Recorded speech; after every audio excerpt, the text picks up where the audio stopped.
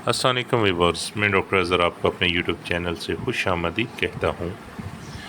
آج ہم ایک کیس ڈسکس کریں گے۔ یہ کیس ہے ایک 53 سالہ خاتون کا جو بہت زیادہ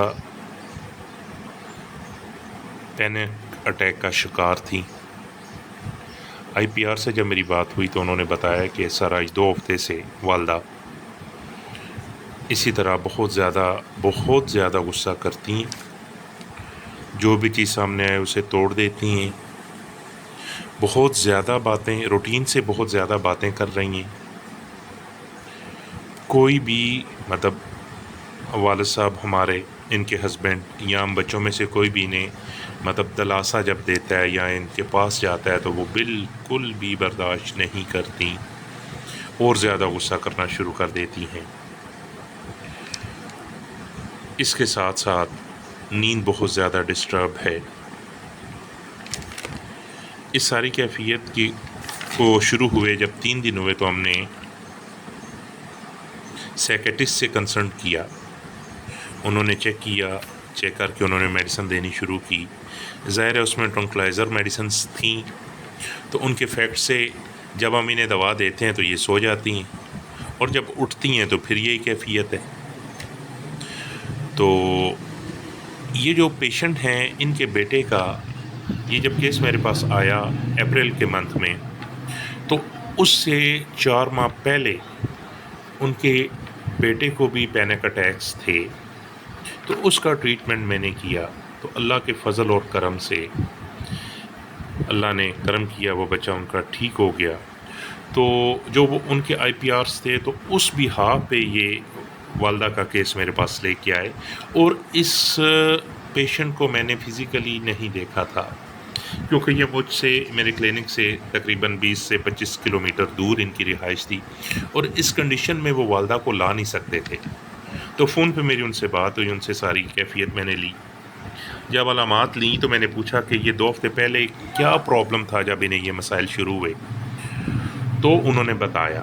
اس سارے مسئلے کی جو شروعات ہے، یہ جو پیشنٹ تھیں ان کی اپنی بہو سے کچھ نوک چوک ہوئی،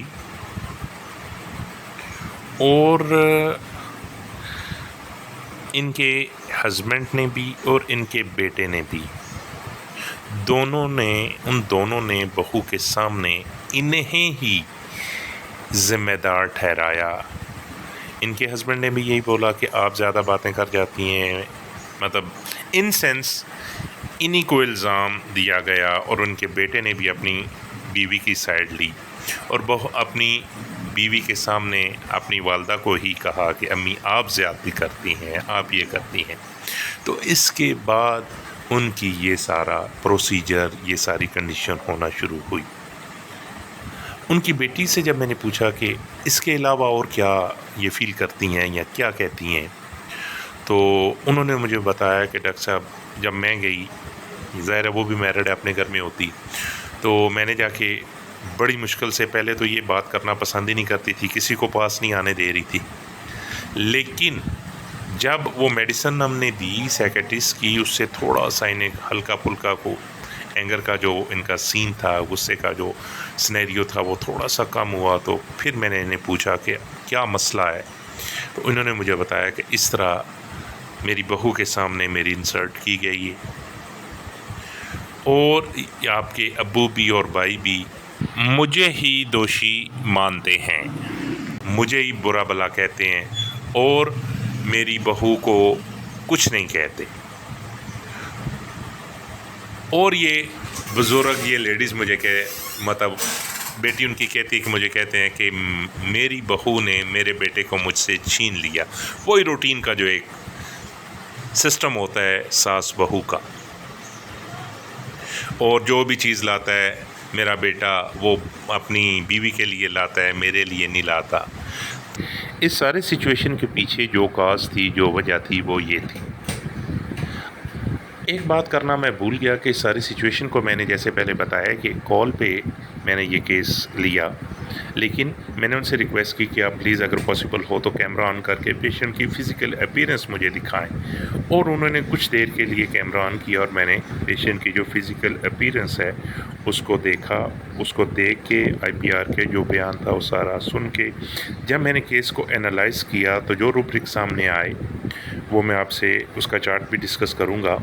لیکن ادھر مجھے میم نیلم اوتار سنگھ صاحبہ کا ایک جو ان کے لیکچرز میں ایک چیز ہوتی ہے وہ بہت زیادہ مجھے اپیل کی، وہ بہت زیادہ یاد آئی کہ میم عموماً کہتی ہیں کہ آپ بہت زیادہ روبرکس کا انبار نہ لگائیں، اس کے برعکس آپ کیس کی جو کور ہے، جو ایکچوئل اس میڈیسن کی کور ہوتی ہے پیشنٹ میں، اس کو ڈھونڈنے کی کوشش کریں. اگر آپ کور تک پہنچ جائیں گے تو بڑی آسانی کے ساتھ آپ کیس کو سالو کر لیں گے. اس پورے کیس میں جو ایکچوئل کور تھی پیشنٹ کی وہ دو مین روبرکس تھے، جن میں نمبر 1 تھا ڈیلوژن انسلٹڈ، کہ میری بہو کے سامنے میری انسلٹ کی گئی، اور جو دوسرا بیسک اس کا روبرک تھا وہ یہ تھا ڈیلوژن نیگلیکٹڈ، ہی اور شی از نیگلیکٹڈ. یہ دو روبرکس تھے جو اس کیس میں بہت ہی بڑے روبرکس جو تھے وہ یہ تھے کہ بہو کے سامنے مجھے نگلیکٹ کیا گیا، ہسبینڈ کی طرف سے بھی اور بیٹے کی طرف سے. Element from disappointment, jealousy, کیونکہ وہ یہ مطلب ڈس اپوائنٹمنٹ تو وہ تھیں اپنے ہسبینڈ کی طرف سے بھی بیٹے کی طرف سے بھی. جیلسی جو میں نے لیا وہ اس لیے لیا گیا کہ وہ بیٹا ظاہر ہے اس کی بیوی ہے، وہ اس کے ساتھ جب زیادہ وہ کرتا ہے تو یہ جیلسی فیل کرتی ہیں کہ بیٹا میرے ساتھ نہیں کرتا اس کے ساتھ کرتا ہے. لوکوسٹی کو باتیں بہت زیادہ باتونی کسی کیفیت ان کی ہونا شروع ہو گئی سارے سین کے ساتھ، اس ساری کیفیت کے ساتھ. ڈیلوژن انلارج میں تھا کہ وہ کیفیت جو ہے وہ ان کی آہستہ آہستہ بہت زیادہ بڑھنا شروع ہو گئی تھی، کہ دن بدن ان کی کنڈیشن جو ہے وہ اگریسو ہونا شروع ہو گئی تھی. ٹریٹمنٹ کے باوجود بھی وہ آہستہ آہستہ تھوڑی دیر کے لیے بہتری ہوتی، لیکن علامات جو ہیں وہ پھر سے بہت زیادہ اگریسو ہونا شروع ہو جاتی. اس کے ساتھ کنسلیشن ایگرویشن تھا کہ وہ بالکل پسند نہیں کرتی تھی کہ مجھے میرے ساتھ کوئی بات کرے یا مجھے کوئی مطلب جو ہے وہ کنسول کرے. سمپتھی وہ بالکل لینا نہیں چاہتی تھی. اینگر وائلنٹ تھا، غصہ بہت زیادہ تھا.